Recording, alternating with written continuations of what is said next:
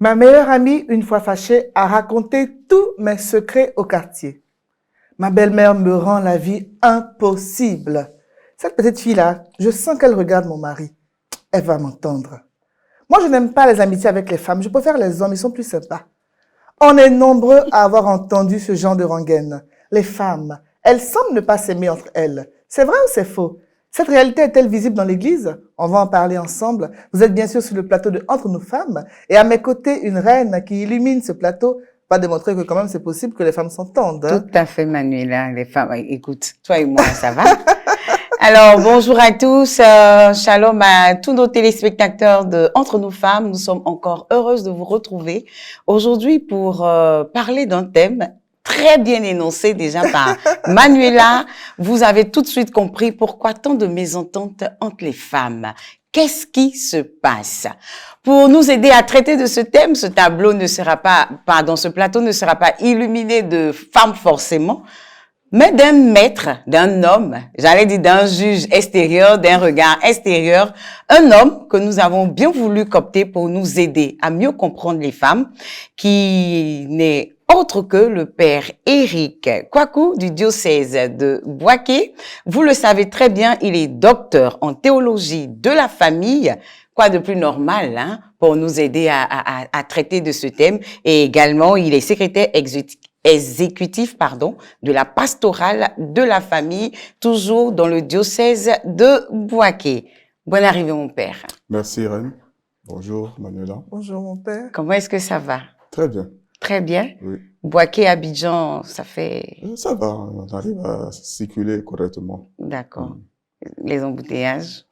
Bon, nous, à Bouaké, on est tranquille. Non, d'Abidjan, de Bouaké à Abidjan, c'est différent. On est toujours pressé de rentrer à Bouaké quand on est à Abidjan. Parce bon?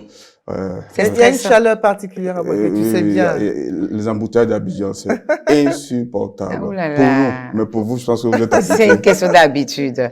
Alors, bienvenue mon père, encore une fois. Manuela l'a si bien introduit tout à l'heure. Nous parlons des mésententes entre les femmes.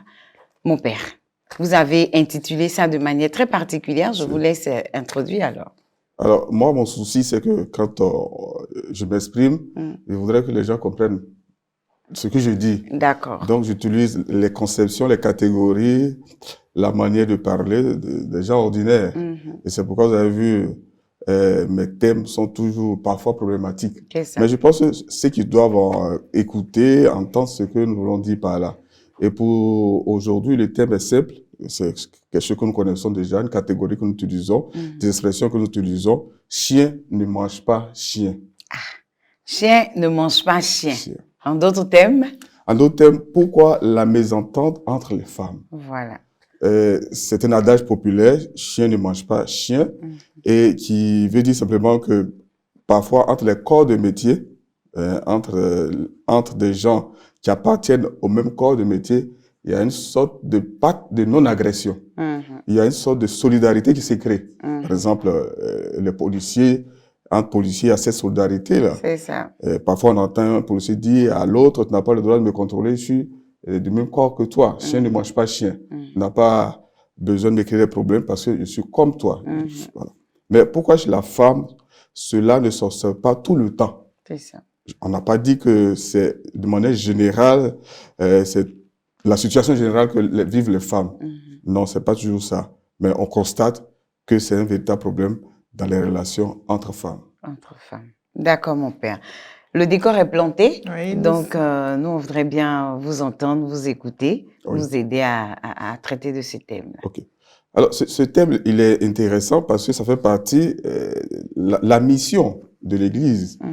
Une mission basée sur le Maître, le Seigneur Jésus-Christ, qui a eu dans sa vie publique une relation spéciale avec les femmes, qui a libérer des femmes de certaines cultures, de certains aspects de la culture de son temps qui les opprimaient. C'est ça. On peut citer sa rencontre avec la Samaritaine, sa rencontre avec Marie-Madeleine, sa rencontre avec la femme adultère. C'est ça. Il les a libérés donc du joug des traditions qui les empêchaient de s'épanouir.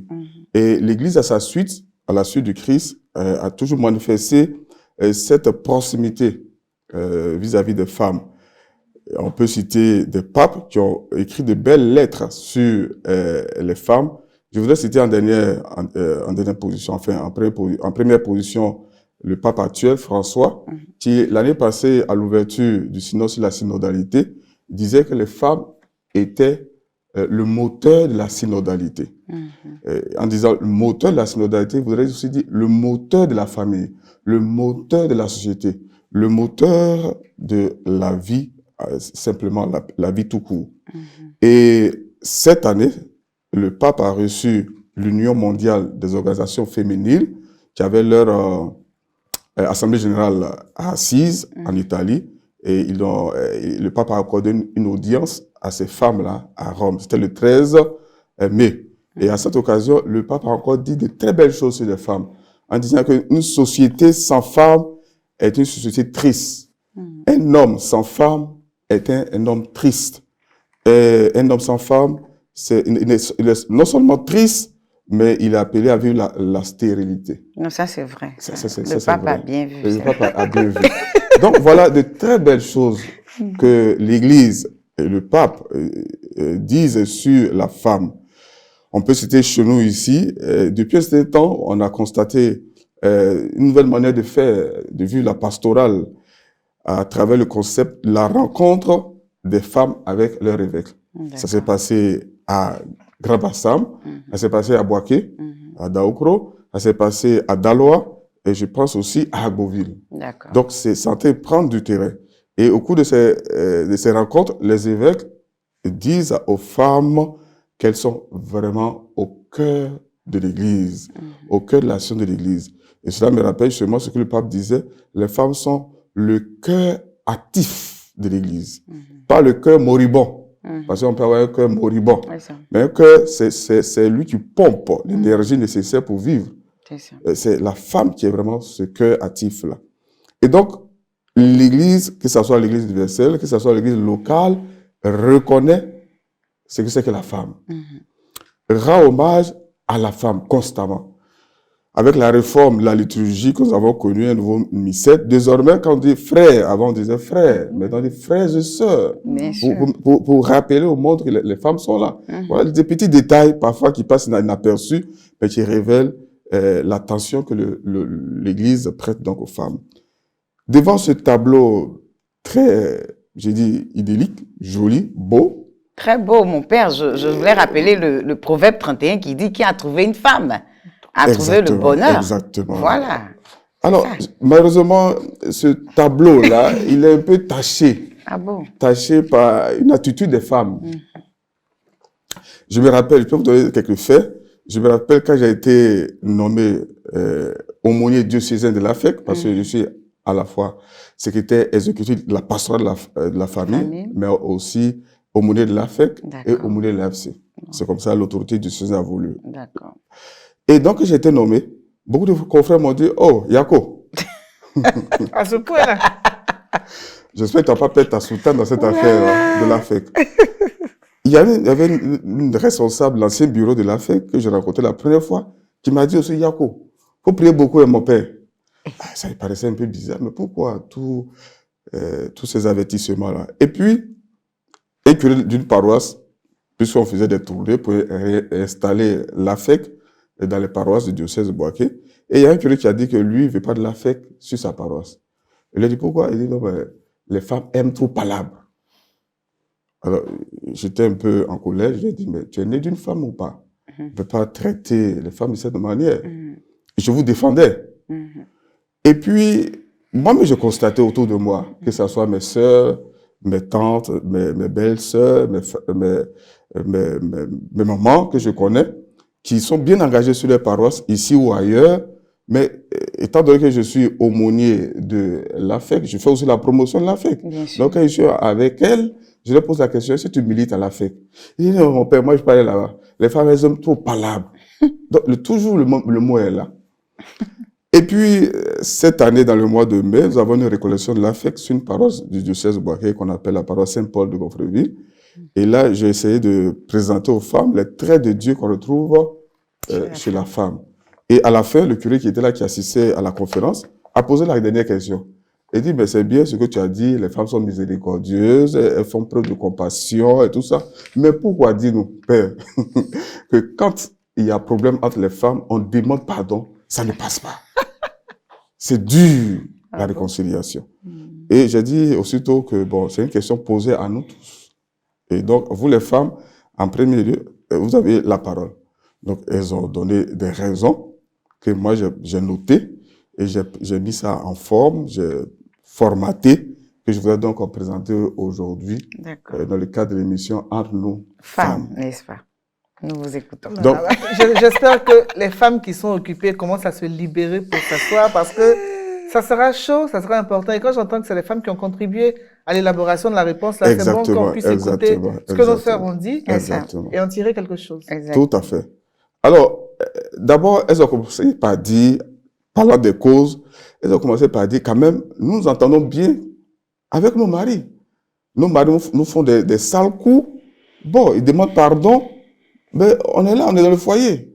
Nos enfants nous font des coups aussi, pas possible. Bon, ça nous fait mal, mais après on laisse tomber. On va les rendre vite en prison et tout ça. Mais pourquoi se passe comme ça? Et elle donne la raison. Elle dit d'abord, avec nos enfants, il y a d'abord un rapport très fort avec nos enfants. Ce rapport provient donc de ce qu'on appelle le dialogue materno-fœtal.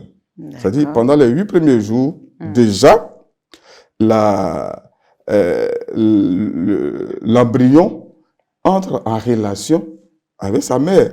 Et c'est tout ce dialogue-là qui fait croire à la femme qu'elle est enceinte. C'est parce que les deux habitants de la même maison sont en dialogue, ils se parlent, ils échangent. C'est tout ce bruit-là qui donne à la femme pour dire, ah, il y a quelque chose qui se passe en moi, on dirait que je suis enceinte. Parce qu'elle commence à rendre. Mais tout ça, c'est le fruit de ce dialogue déjà qui se passe à ce niveau-là. Et ici, il y a une émission, on a parlé de l'enfant, encore dans le ventre de sa mère, qui est un chef d'orchestre. C'est ça. Donc, qui ordonne. Le chef d'orchestre, qui dit, bon, vous, telle partition, jouez maintenant. Tel instrumentiste, jouez maintenant. À toi, tais-toi. Donc, il ordonne. L'enfant, encore dans le ventre de sa mère, il est aussi un médecin. Il soigne sa mère. Et je vous ai parlé avec des données scientifiques à une émission ici, que la maladie liée à la thyroïde est soignée par l'enfant qui n'est pas encore né quand sa mère contracte cette maladie pendant sa grossesse. Exactement. Et il y a une donnée scientifique que j'ai accueillie récemment, puisque je suis en train de finaliser l'édition de mon livre sur la famille. Et j'ai demandé à un de mes professeurs, pour ne pas dire un de mes maîtres en Italie, le professeur Giuseppe Noia, de m'écrire la préface. Et il est gynécologue, il fait partie peut-être l'un des meilleurs gynécologues chrétiens. Parce qu'il y a des grands gynécologues. Mais gynécologue chrétien, c'est-à-dire qui pratique la médecine à la manière chrétienne, il n'y en a pas beaucoup. Voilà. Et donc, le professeur, il écrit, et dans sa préface, il dit, il utilise un thème que je viens de rencontrer, le marquage des caractéristiques paternelles. En fait, qu'est-ce qui se passe? Après la rencontre entre le spermatozoïde et l'ovule, l'enfant qui va commencer à vivre, qu'est-ce qui va se passer?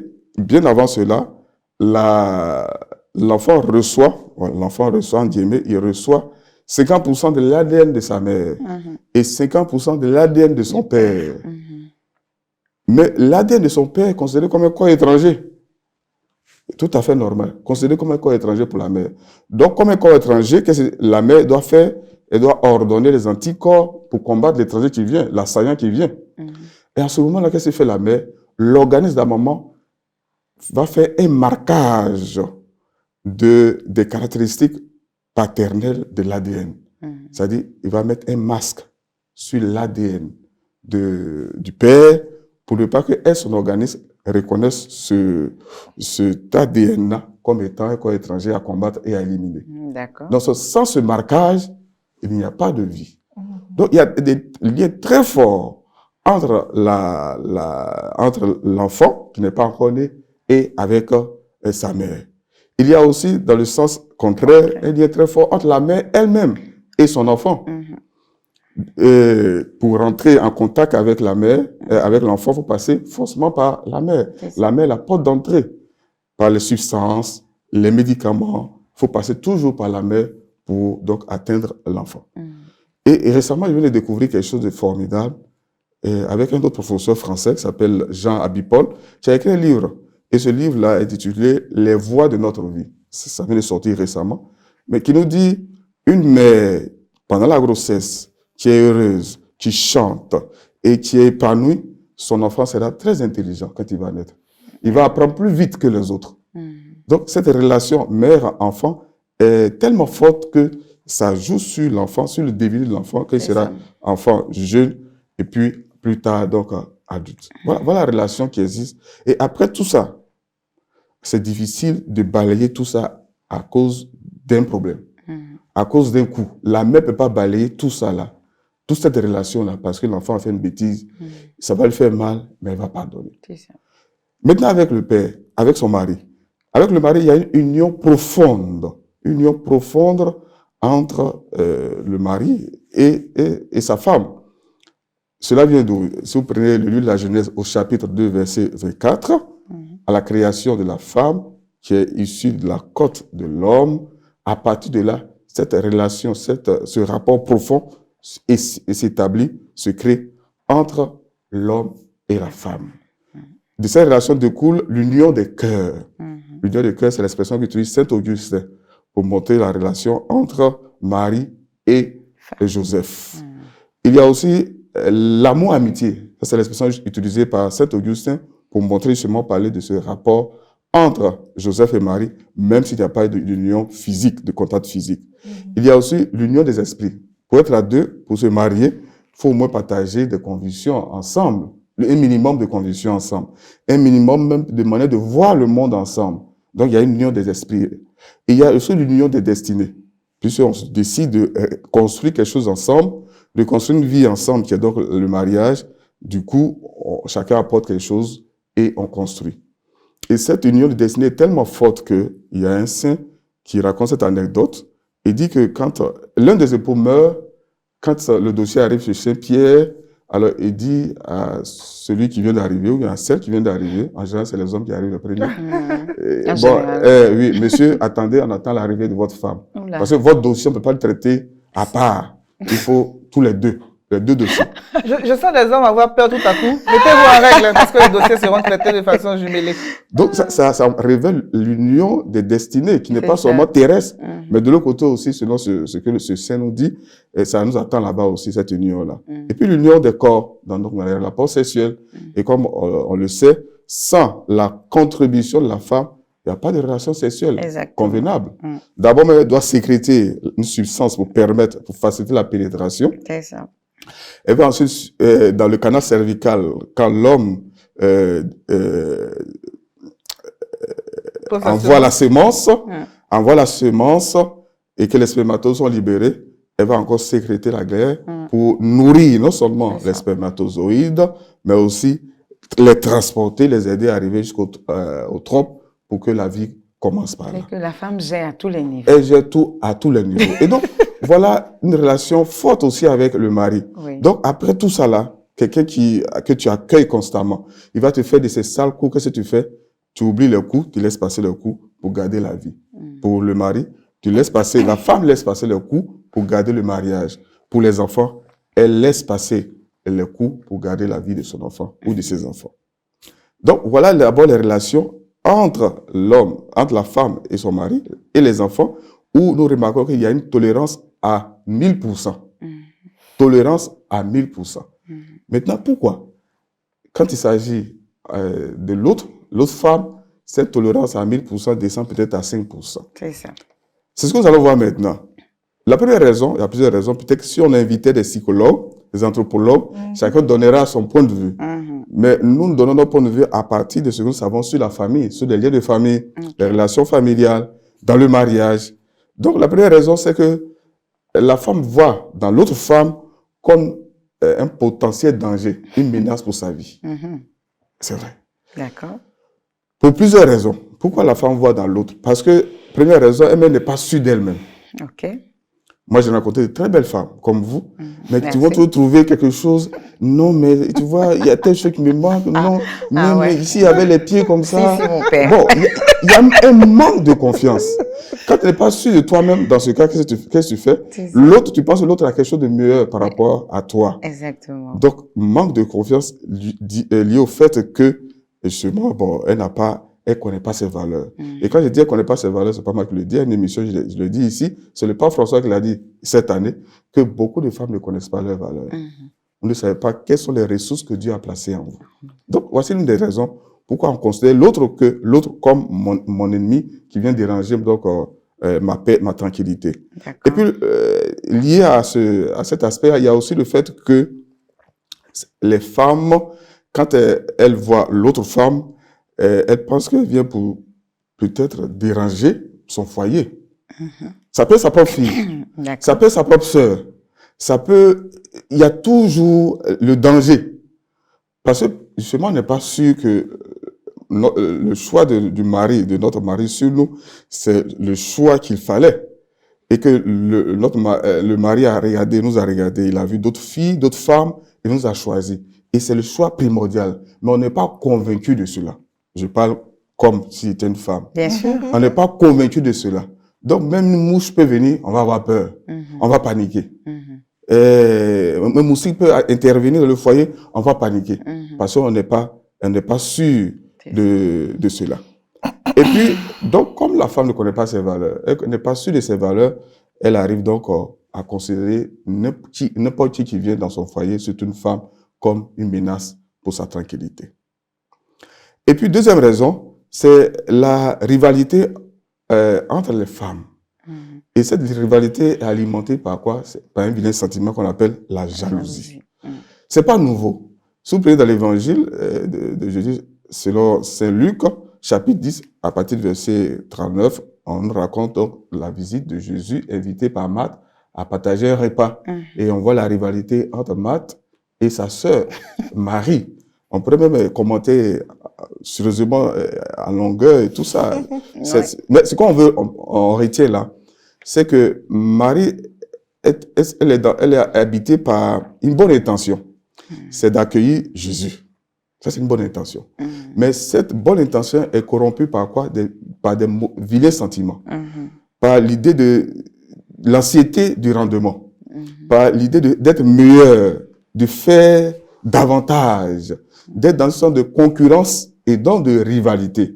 Donc, comme elle a peur de ne pas être à la hauteur et qu'elle voit que Marie prend de l'avance, qu'est-ce qu'elle fait? Elle interpelle Jésus. Voilà.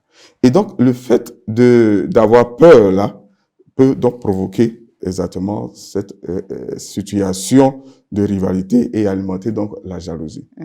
Et parlant de la jalousie, vous avez dit qu'il y a deux types de jalousie. D'accord. Selon moi, hein, je peux me tromper, mais je le dis. Il y a la petite jalousie, qui est la bonne jalousie, et puis il y a la grande jalousie, qui est la jalousie satanique.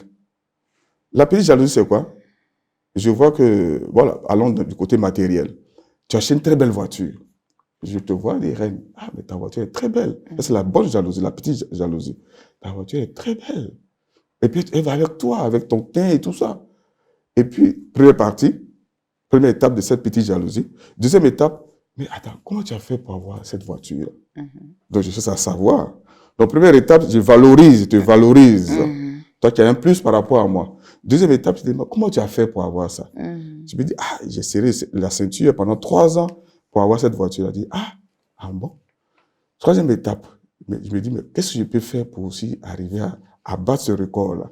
Elle, en 3 ans, elle a pu avoir cette belle voiture. Moi, en 1 an, je peux avoir cette voiture. Donc, ça me rend meilleur par rapport à toi. Ça, c'est la petite jalousie et la sainte jalousie. La grande jalousie, la jalousie satanique, c'est de dire, voiture là, c'est même pas joli même. Une vieille voiture comme ça, c'est voiture des brouteurs, des arnaqueurs. Tu vois, je te détruis. Mais quand tu es détruit, je ne change pas. C'est pas que dès que j'ai fini de te détruire, j'aurai une voiture, j'aurai cette même voiture. Non. Je reste à ma place. Je n'évolue pas. Et comme je n'ai pas évolué, je fais quoi? Je vais te détruire avec cette jalousie satanique-là. Et puis, troisième et dernière raison qu'on a trouvée, que les femmes ont trouvée, c'est le désir de ne pas se laisser dominer par les autres femmes. Dans le foyer, la femme, elle se laisse dominer par l'homme. C'est biblique. C'est Dieu qui a voulu ainsi. Et elle se laisse dominer facilement par l'homme. Bon, parfois, c'est pas aussi facile, hein, mais en général, c'est facile. À la maison, toujours dans le foyer, elle domine ses enfants. Donc, il y a un équilibre de domination. Elle se laisse dominer par son mari, et puis, elle domine ses enfants. Il y a un équilibre. Alors, l'autre femme qui vient, surtout la femme qui vient, elle peut venir perturber cet équilibre-là. Donc, ça peut aussi poser un problème à ce niveau-là pour la femme. Et pour ne pas qu'elle vienne perturber cet équilibre de domination, qu'est-ce qu'elle va faire? Elle va donc lui montrer de l'hostilité. D'accord. Hostilité vis-à-vis d'elle, en utilisant, bon, on a déjà parlé de la jalousie, pour la détruire et pour ne pas qu'elle s'approche de son bonheur. Donc, voilà les quelques raisons que les femmes ont évoquées pour expliquer cette mésentente qui existe entre elles. D'accord. Merci, mon père. C'était très enrichissant, tu l'as dit, Manuela. Mais moi, j'ai quand même quelques petites questions, qu'on revienne un peu sur les causes. Quelques petites questions.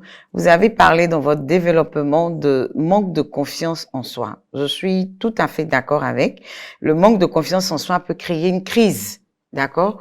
Mais est-ce que c'est pas souvent, je veux dire, motivé par les hommes, hein, je parle de celles qui sont mariées, par les hommes avec qui nous vivons au quotidien. Une femme qui n'est jamais complimentée. Une femme qui n'a jamais reçu d'attention, d'affection de la part de son conjoint. Et tout de suite, quelqu'un arrive et son conjoint se permet de féliciter l'autre, de complimenter l'autre et tout. Mais ça va de soi, mon père. Très bonne question. Peut-être on en parlera à notre émission quand on va ébaucher quelques solutions par rapport à la situation. Mais ce que je veux dire, en fait, en concevant les choses comme ça, en pensant comme ça, on rentre dans l'idée de Marthe dans l'évangile. Parce qu'on doit nous complimenter. On doit nous féliciter. Mais pourquoi les femmes cherchent à être félicitées? Pourquoi, bien sûr, elles cherchent à attirer le regard de l'autre sur elles. Mais pourquoi elles cherchent ce regard-là? Parce qu'on n'a pas encore rencontré le vrai regard. Et le vrai regard que toutes les femmes doivent chercher, en fait, qu'elles sont en train de chercher, même à travers leur mari, c'est le regard de Christ, qui est leur vrai et authentique époux. Mon père! Oui. Il y a des besoins spirituels, il y a des besoins physiologiques, physiques, oui, et tout ce qui va non. avec. Une fois que tu as accueilli ce regard de Christ, écoutez bien, je n'ai pas encore terminé, il ne faut pas réagir. Oui, une fois que tu as accueilli ce regard de Christ, tu as eu le gros lot. C'est un petit lot, on ne te donne pas et puis tu es fâché. Mon père. Oui, c'est humain. Tu as besoin de ça. Oui, c'est humain si tu as besoin de ça. Alors, si tu as besoin de ça, alors dans ce cas, effectivement, il faudrait qu'on dise aux hommes qu'il y a des femmes qui ont besoin de ça quand même. Oui, tout le monde en a besoin. Voilà. Mais moi, je crois qu'il y a un souci, c'est que les femmes ont tendance à croire que leur valeur réside dans l'appréciation des hommes. Oui, on n'a pas encore appris à s'auto-valoriser. Et ça commence quand même les enfants. Les concours de beauté pour petites filles, ça existe. Il y a rarement des concours de beauté. Peut-être ça commence à venir maintenant avec les histoires de bagnons. Mais depuis qu'on est enfant, c'est les petites filles qu'on compare à la beauté, la prestance. Et généralement, la société est tellement dure avec les femmes. On compare toujours une femme à mieux. Genre, bon, c'est vrai, tu travailles, tu rentres, tu fais le ménage, la cuisine, mais ta voisine, elle travaille, elle fait la cuisine, le ménage. Et puis, en plus, elle fait commerce devant la porte. Mais les hommes, on les compare à moins. C'est vrai, ton mari t'aide pas pour le ménage. Mais il y a des hommes qui ne payent même pas le courant. Il y a des hommes qui ne s'investissent. Donc, au moins, ce que tu as, je sais pas si vous comprenez. Les hommes sont toujours comparés à moins et les femmes à plus. Donc, elles ont un sentiment d'insuffisance. C'est comme si tu ne vas jamais arriver à être à la hauteur. Et quand on compare comme ça sur cette base-là, c'est compliqué. Oui. Dès l'enfance. Tout à l'heure, quand j'ai réagi, vous avez dit, vous avez spiritualisé la question. Non, on peut pas ne pas, non, sérieusement, on peut pas ne pas spiritualiser la question. D'accord. Écoutez, la femme a été créée, elle a été créée avec soin. C'est la dernière créature, hein. Après l'homme, c'est la femme. Avec soin. Dieu a pris le temps. Et il s'est préparé pour ça. Et la femme a besoin d'être regardée. Ça, il n'y a rien à faire. Il n'y a rien à dire. Même pas dans l'intention de tromper si elle est mariée, mais elle a besoin de ça. Quand elle s'habille, elle a besoin. C'est pour ça que souvent, pendant mes rencontres avec les couples, quand je dis venez à la messe en couple, venez avec madame, monsieur, venez à madame. Il dit, mon père, c'est pas facile. Quand madame rentre dans la douche à 5 heures du matin, et que la messe est à 7 heures, elle sort à 8 heures. Il dit, mais rentrez avec elle dans la douche là-bas. Pourquoi mettre du temps? Plus long, mon père. Pourquoi mettre du temps? Moi, j'ai une maman à Botro, père son qui est décédé, Antoinette, on l'appelait Antou. Elle avait plus de 85 ans. Mais le dimanche, elle venait à la messe en Baoulé à 7 heures. À 7 heures. Elle se réveillait, on m'avait dit, mais elle m'a confirmé qu'elle se réveillait à 4 heures du matin. Elle se lavait. Elle n'a pas l'intention d'aller séduire quelqu'un. Écoutez bien. Elle se lavait. Elle déballait ses valises d'habits.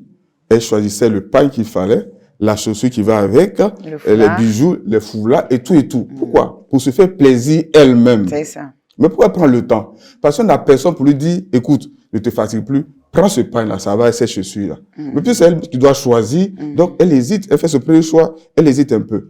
Donc effectivement, la femme a besoin d'être regardée. Mais le plus grand regard qui va vous soigner de ce désir, il a dit narcissique, d'être regardé, d'être complimenté, c'est celui du Christ. Oui. Dans l'évangile, la Samaritaine, elle avait déjà 6 maris même. Jésus a dit le 6e, là, c'est pas pour toi. Hein?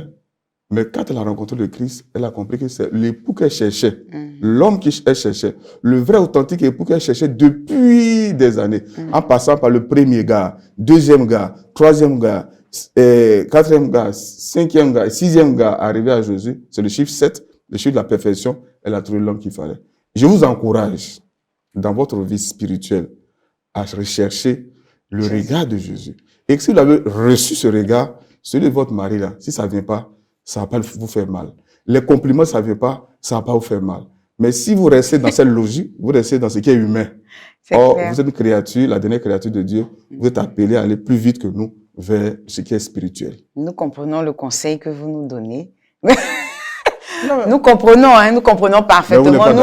Non, pas que nous ne sommes pas d'accord, mon père, mais comme on dit, vous-même, vous avez si bien dit, je vous prends au mot. La femme, ce que la femme communique au fœtus, en fait, dès les 8 premiers jours, c'est ce que vous avez dit. Ça rend l'enfant soit enfant plus intelligent et tout. Donc, ça dépend de ce que la femme qui nous écoute aujourd'hui a reçu, elle. Si, par exemple, elle n'a pas reçu de cet amour-là, tout à fait. Elle va en réclamer, obligatoirement.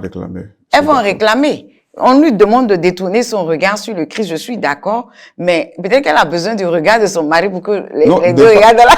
La question n'est pas de détourner son regard, c'est d'accueillir plutôt le regard du Christ sur elle. Il faut l'accueillir. C'est pas qu'il faut... non. Accueille le regard du Christ et tu pourras donc accepter le regard de ton mari. Non, les maris n'ont qu'à changer. Ils vont changer. Ils n'ont qu'à apprendre à complimenter la femme. Ils changeront, si eux-mêmes refusent de changer, ils changeront quand vous-même vous allez accepter de changer. Mais à condition d'avoir accueilli le regard de Jésus. À travers quoi? Une rencontre personnelle avec lui. Exactement. C'est ce que la Samaritaine a fait. Elle a fait une rencontre personnelle avec lui. Et sa vie a changé. C'est ça. Et vous avez dit un truc très pertinent tout à l'heure, c'est-à-dire la femme est tellement importante qu'elle est valorisée aujourd'hui par le pape. C'est-à-dire, voilà, par le pape. Je voudrais que chaque femme comprenne que, c'est-à-dire, pas qu'on n'a pas besoin des hommes, mais les hommes ont besoin de nous parce que nous sommes des valeurs ajoutées. Oui. Nous sommes des valeurs ajoutées. On a du potentiel, de la conception. On fait tout comme si on était à la maison, c'est-à-dire on les aide depuis la conception de l'enfant jusqu'à ce que l'enfant sorte, jusqu'à ce qu'on prenne soin de la maison, on se marie. C'est-à-dire, il faut qu'on apprenne nous-mêmes à nous regarder, à s'aimer, à se contempler, à se dire que nous sommes de belles créatures de Dieu. Et ensuite, je comprends le père. Hein. Non, je nous défendais juste un peu, c'est tout. Non, moi, je comprends l'idée de... On attire ce qu'on ressent.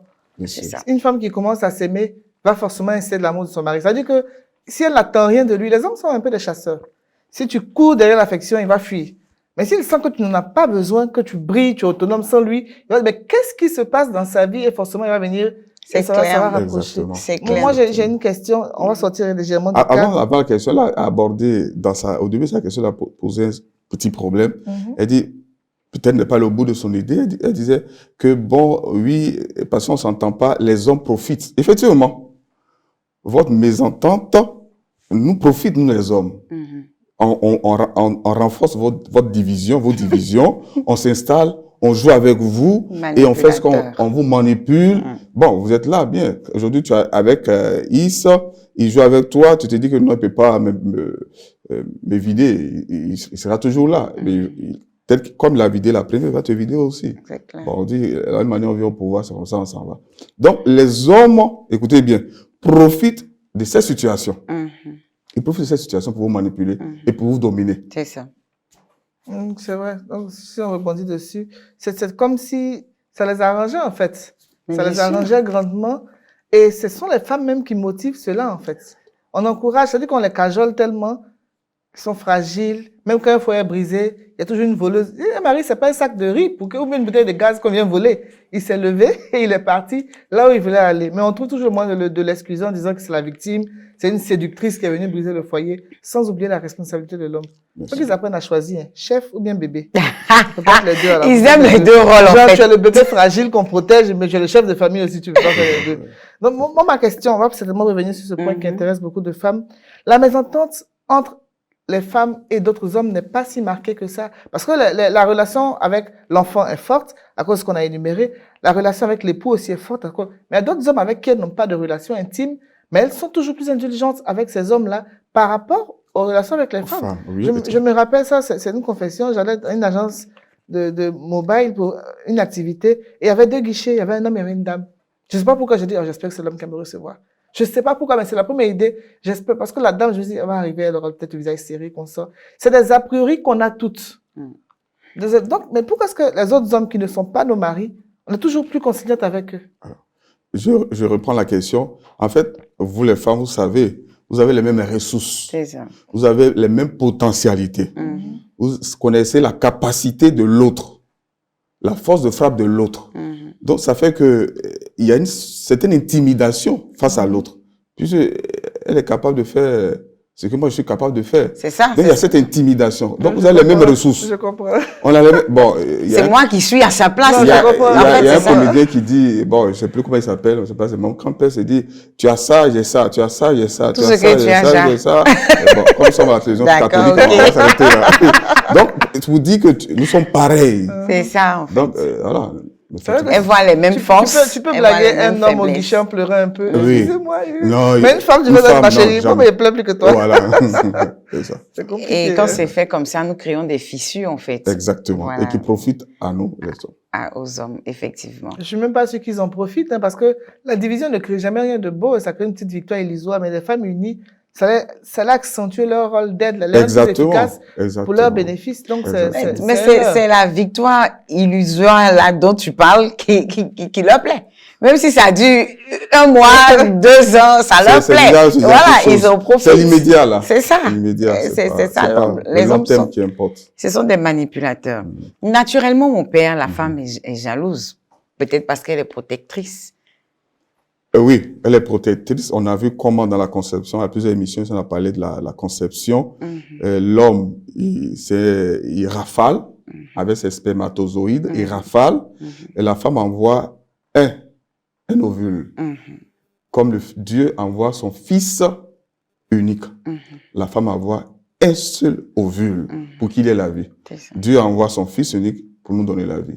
Donc, la femme prend soin de ce qu'elle a donné là. Elle veille sur ce qu'elle a donné là. Et elle protège ce qu'elle a donné là. Donc, à partir de ce message que son corps lui donne, que Dieu a placé dans son corps, qui donne, et ça donne de comprendre effectivement que la femme s'occupe des détails. Elle prend soin des détails. Donc, quand tu prends soin des détails, on m'a dit tu parles trop. Et si tu t'occupes trop des détails, on m'a dit tu es trop jalouse. Ça s'explique. C'est pas que c'est satanique, mais c'est dû au fait que la femme a été conçue comme ça. Elle a été conçue comme ça et elle donne 1, pendant que l'homme, il donne des milliards. Donc, il rafale, il ne prend pas soin de ses balles, mais la femme tirée de l'élite, quand elle tire un seul là, elle prend soin, elle veille pour que ça atteigne la cible. C'est cette protection-là qui emmène des conflits entre belle-mère et belle-fille? Exactement, entre belle-mère et belle-fille. Ah, dans l'évangile, on a dit entre deux sœurs, Marie et Marthe, entre belle-mère et belle-fille, c'est une réalité. Ouais, c'est toujours les mésententes, ces deux femmes. Je vous raconte cette petite histoire. Oui. Et il y a un monsieur qui est parti avec sa belle-mère et sa femme en pèlerinage en Terre Sainte. Et arrivé là-bas, sa belle-mère meurt. Donc, ils lui ont dit, les Israéliens lui ont dit, écoute, si tu veux enterrer ta belle-mère ici, ça coûte 5 millions. Mais si tu veux enterrer ta belle-mère dans ton pays, on va te faire ça avec la subvention. Tu n'auras qu'à payer 500 000. Donc, il a réfléchi et dit, bon, je crois que je préfère envoyer le corps de ma belle-mère au pays. On dit, mais pourquoi? On te fait une faveur et tout ça. Il dit, non, c'est pas chez vous ici, il y a un qui est mort, il a été enterré, il est ressuscité, non. Elle est morte, et vous laissez. Voilà, c'est fort. Il n'y a pas de résurrection. Parce qu'elle est insupportable. C'est clair, voilà. C'est clair. Donc, il y a toujours ce conflit-là. C'est ça. Moi, je vois deux aspects. Il y a un aspect de protection parce que les garçons ont tendance à envoyer les femmes que leur maman exècre. Parfois, les mamans ont raison. Parfois, les mamans voient plus loin parce que le fils peut être séduit. Elle voit plus loin, donc elle n'aime pas parce qu'elle veut protéger. Mais parfois aussi, c'est pas pour protéger, c'est pour s'accaparer le garçon, puisque si le papa n'a pas été trop présent, l'affection qu'elle recevait venait uniquement de ce dernier-là. Donc, une nouvelle femme qui a venu arracher sa source d'affection, c'est pas tant pour protéger que pour se protéger elle-même. Donc, ça peut être les deux cas. Oui, ça peut être les deux cas. C'est même pas tant qu'elle a manqué d'affection, forcément. Hein. Ça peut être ça. Il y a des mamans qui surprotègent, en fait. Je dis, c'est de l'égoïsme, hein, à mon sens. Exactement, hein. exactement. Voilà. Tu as été marié, tu refuses que peut-être ton enfant soit marié, tu lui imposes le choix d'une femme et tout, ça devient... Une femme qu'elle peut contrôler. Voilà, en fait, c'est ça voilà. aussi, Donc c'est vraiment pas intéressant. Mais cette mésentente, je le disais hors antenne tout à l'heure, ça part jusqu'aux sœurs. Aux sœurs, oui. Aux sœurs, même père et même mère dans les familles. Dans les familles, et exactement. ça, c'est dû à quoi? Je sais pas. J'étais là, ils ont fait une autre, et elle est venue me ravir ma place de bébé auprès des parents. C'est terrible. Moi, je vis ça au quotidien. C'est terrible. Il y a plusieurs facteurs, hein, pour des problèmes comme ça. Il n'y a pas un seul facteur qui joue. Il y a plusieurs facteurs. Il y a d'abord comment elle est née, comment elle a été accueillie. Si elle a été accueillie comme une princesse et tout ça, l'autre arrive, elle se voit un peu menacée. Elle voit son trône de reine menacé, Oui, bien sûr, bien sûr. Voilà, donc il peut y avoir un autre facteur, c'est que peut-être que dans la petite sœur qui est en train qui est là et qui est présente, elle se dit que elle sera délaissée. C'est ça. Elle sera un peu délaissée par les parents. Donc ça aussi, ça peut constituer une source d'hostilité vis-à-vis de cette petite sœur. Voilà. Moi, je crois que ça va dépendre aussi grandement de la réaction des autres autour. Moi, je suis parfaitement dans le sujet. Reine le sait. C'est après 3 garçons que j'ai eu une fille. Et après, j'ai eu encore un garçon. Donc, elle était la seule. Et quand j'ai fait 6e enfant, une fille encore, les gens venaient me dire, ah, mais toi, tu es foutu. Tu étais la seule fille parmi tous ces hommes-là maintenant.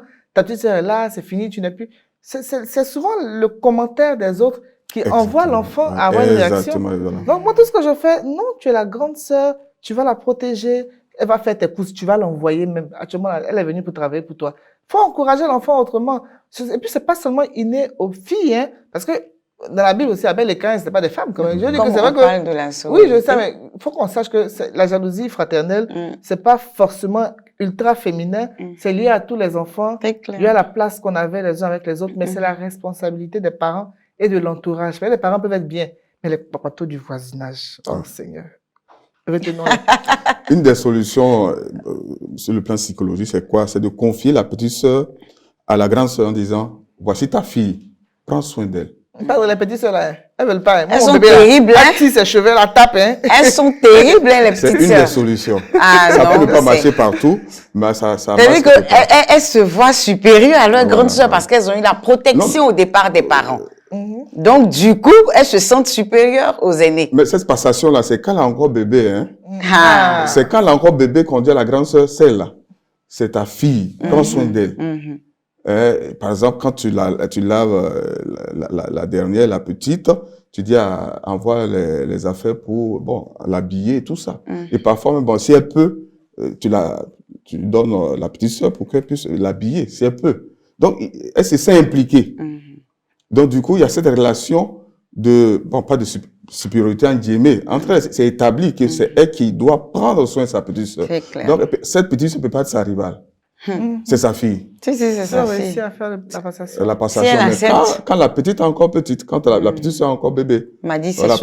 Au moment où elle a la capacité de tirer ses cheveux. Non, pas on m'a dit ces choses-là se passent entre 0 et 3 ans. Exactement. Passer ce cap-là, c'est fini. C'est fini. Mais les enfants, même après 7 ans, c'est compliqué à rattraper. C'est fini. D'accord. Cette jalousie grandissante, on l'observe, même nous les chrétiens, les chrétiennes, dans les milieux religieux, alors là, dans nos groupes de prière, dans les associations. Oui, c'est à ça que je voulais en venir. C'est vraiment terrible. Alors qu'on est dans la maison de Dieu. Hein, on n'accepte pas qu'une vienne nous remplacer à la tête d'un mouvement, d'une association, des chorales. Les solistes se battent. Quand on est soliste, alors là, merci, hein. Quand on est soliste, on est jalousé, on est regardé autrement. On se dit que, elle a une aventure avec le maître de chœur, c'est pour ça qu'elle chante. Mais tu imagines qu'il y a des gens qui peuvent prier pour que tu rates ton solo. C'est terrible. Exactement. C'est terrible. Alors que nous sommes des chrétiens, dans nos milieux professionnels, on n'en parle pas. On n'en parle pas. Non, restons même dans l'église. Oui, nous sommes dans l'église. Il y a la rivalité entre légionnaires et équipiers de rosaire. Oui. Constitués essentiellement de femmes. C'est ça. Mais c'est terrible, hein. Il y a des fêtes mariales où on demande sur certaines paroisses, mettez-vous ensemble pour fêter. Non. Nous, on a notre procession. Rivalité entre le renouveau charismatique et les communautés nouvelles sur certaines paroisses. Exactement. Il y a 2 effusions sur la même paroisse. C'est pas normal. 2 effusions du même Esprit Saint. Et du même il y a un qui descend ici à l'église paroissiale, l'autre descend dans une salle du territoire, sur le territoire paroissial. Et essentiellement, c'est les femmes.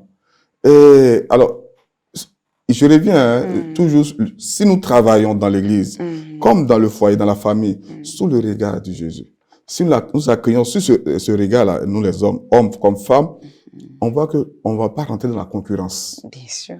On va pas rentrer dans la compétition. On va pas rentrer dans la rivalité. Et puis on sera moins fatigué moins rapidement. Parce que quand on rentre dans la concurrence, on a cette anxiété du rendement, d'être meilleur. On rentre dans le perfectionnisme. On veut être meilleur par rapport à l'autre, par rapport à ma sœur. Alors qu'est-ce qu'on fait? On utilise beaucoup d'énergie. Et à un moment donné, au bout d'une semaine de responsabilité, on est fatigué. Et ça fait vieillir. Alors ça fait vieillir. Au bout d'un mois de président de, je sais pas de quoi, des femmes, tu es fatigué, je peux plus. Et voilà. Tu as travaillé sous le regard de qui? Des femmes, des hommes. Mais travaille sous le regard de Jésus. Il lui-même va te consoler. Il va même pas t'amener à aller au-delà de tes forces. Il va te donner, il va te dire, fais ce que tes forces te permettent de faire. Voilà. Donc, travailler, nous revenons toujours sur la base. C'est le travailler, que chaque femme travaille sous le regard de son vrai et authentique époux, qui est Jésus-Christ. Qu'on soit religieuse, qu'on soit célibataire, endurcie ou occasionnelle, qu'on soit femme mariée, oui. Notre premier époux, en tant que femme, et notre vrai authentique époux, c'est d'abord le Christ. Si on accueille son regard, on pourrait aimer facilement l'homme que lui, il a placé à côté de nous pour le représenter. Parce que l'époux que nous avons à la maison, on a notre époux, là. C'est celui que Jésus, l'époux a mis là. L'époux adoptif. Comme Dieu a trouvé un père adoptif à Jésus. C'est ça. On trouve aussi un mari adoptif. Mais le vrai mari, je le répète, de toutes les femmes, le vrai authentique mari de toutes les femmes, c'est bien Jésus-Christ. Et c'est lui son regard qu'on doit chercher, qu'on doit accueillir. C'est lui qu'on doit plaire. C'est ce que Marie, la sœur de Marthe, a compris. Elle était là au pied de Jésus pour donc l'écouter. Et là, il a meilleure part. C'est ça. Donc, c'est créer une nouvelle sorte de rivalité, une rivalité dans la sanctification, une rivalité dans la charité, une rivalité dans le pardon. Exactement. Si on peut lutter dans ce domaine-là, et surtout la complémentarité. C'est ça. L'union fait la force. Fait la force. La complémentarité. Ma sœur a ceci, moi j'ai pas. L'autre a ceci, moi j'ai pas. Mais mettons ensemble. C'est ça. Et on dit quand on est unis, on est fort. Exactement. Il y a beaucoup d'encouragement, hein. Ouais, c'est pas facile. L'église n'est pas facile, hein. Et vraiment, bravo à vous qui supportez les femmes, hein, nous les femmes de l'église. Que les femmes ont des soucis de relation, c'est compliqué parce que l'église est composée, je sais pas, c'est 70% de femmes. De femmes. Donc, c'est comme si la paix même dans la maison du Seigneur est menacée à cause de nous. Bien sûr, exactement. C'est ça. Et moi, je l'avoue, hein, mon père. Moi, quand on m'a demandé d'intégrer, là, fait que j'ai eu la même réaction. J'ai dit, les affaires de femmes, là, il y a toujours des histoires dedans. Franchement, ça ne m'intéresse pas. Mais alors que je dois faire partie. Ce sont les préjugés aussi. Mais c'est ce que je dis. On ne laisse même pas l'occasion. Voilà. Peut-être que sur votre paroisse, c'est pas comme on dit. Il faut dire des caricatures. C'est ça. On a tellement vu certaines choses que, par exemple. Mais en fait, c'est ça. Il y a une sœur qui dit qu'elle a croisé un frère. Le gars me plaît, mais ça ramène les légendaires. Ça ramène les légendaires. Et puis quoi? Tu connais les légendaires, là? Tu connais pas la dame. Mais déjà, parce qu'on te dit qu'elle est légionnaire, tu as déjà un a priori. Peut-être qu'elle est bien. Voilà. Donc, toutes les femmes, même de nature, on se dit qu'entre nous, il y aura un souci. Oh, les hommes n'ont pas ce souci-là. C'est ça. Ils n'ont pas ce problème-là. C'est des appréhensions et puis nous sommes... Non, il y a des préjugés, mais aussi il y a des réalités. Il y a des réalités, en fait, sur lesquelles on se base. On va pas tout dévoiler ici, mais voilà, c'est pas toujours évident. Tu vois, ta sœur, ton amie, son couple marche bien. Et quand vous rencontrez, elle parle bien de son couple, et toi, ça suscite la jalousie. Si tu pourrais dire, mais comment tu fais pour que ça marche? Non, la jalousie satanique, je vais la détruire. Donc, on va envoyer quelqu'un. Séduire son mari. Séduire son mari pour casser son foyer. Vous séduit vite. Mais oui, nous sommes très fragiles. D'accord. Alors, donc, voilà, pour détruire. Mais qu'est-ce que ça apporte à toi, ton couple? C'est ça. Le fait de détruire le couple de l'autre, là, qu'est-ce que ça apporte? Rien. Aucune Il y a une petite satisfaction de 5 minutes. C'est ça. Peut-être tu Mais il y a une dame qui a dit que si, par exemple, chaque femme disait non à un homme marié, les histoires d'adultère n'allaient pas marcher. Moi, je veux me marier, donc ça ne m'intéresse pas, des trucs là. Mais c'est pas le cas, en fait. C'est la jalousie. D'accord, nous sommes à quelques minutes de la fin de notre émission. Je vais laisser la latitude à Emmanuela de dire le dernier mot. Manuela, pardon. Alors, on a évoqué de long en large tout ce qui pouvait être à la base de la pseudo-rivalité entre nous femmes. Mais je crois qu'il est important que l'on sache que des solutions existent. On aura l'occasion certainement sur ce plateau de parler avec vous. Continuez le débat chez vous. Trouver la cause permet de déceler facilement la solution. Mon père. Oui, elle a tout dit ce que je voulais dire. C'est que nous avons présenté quelques causes selon ce que notre domaine de compétences.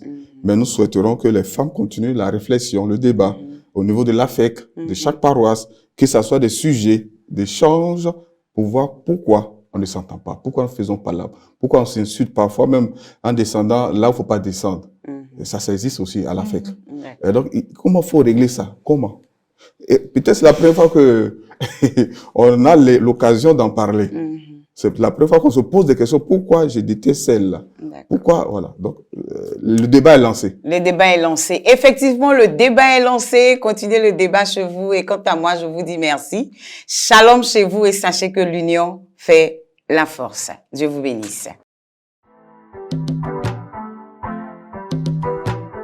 We are